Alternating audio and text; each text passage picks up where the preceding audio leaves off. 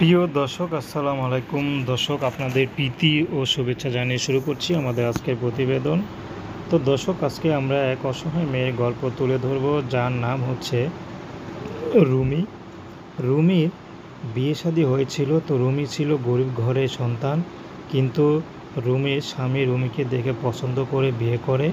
রুমির স্বামী আবার দুটা ছোট ছোট ফ্যাক্টরি ছিল। তো সে তার মা চিন্তা করেছে হয়তো রুমি সুখেই থাকবে, এর জন্য রুমিকে বিয়ে দেয়। কিন্তু রুমির বাবা নেই, রুমির শুধু মা আছে। তো রুমির মা খুবই গরিব, তো কিছু দেওয়া লাগবে না ভেবে রুমিকে বিয়ে দেয়। কিন্তু রুমির স্বামী কয়েক বছর সংসার করার পর রুমিকে ডিভোর্স দিয়ে দেয়। তো তার একটা সন্তান আছে 3 বছরে। তো এখন রুমি তার মার কাছে থাকে। তো রুমি কখনো কল্পনা করতে পারেনি যে এভাবে তার স্বামী তাকে ডিভোর্স দিয়ে দিবে। কারণ রুমি গরিব হলেও সবসময় তার স্বামীর কথা মতো উঠতো বসতো। কারণ চিন্তা করেছে যে স্বামী ছিল একমাত্র তার আশা ভরসা। কারণ মা তো অসুস্থ, তার মধ্যে কোনো কিছু স্বামীকে দিতে পারেনি।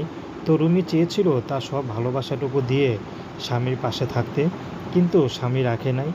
রুমি বুঝতে পেরেছে আসলে টাকা হলেই সুখ হয় না, তাহলে হয়তো এখানেই সুখ হতো।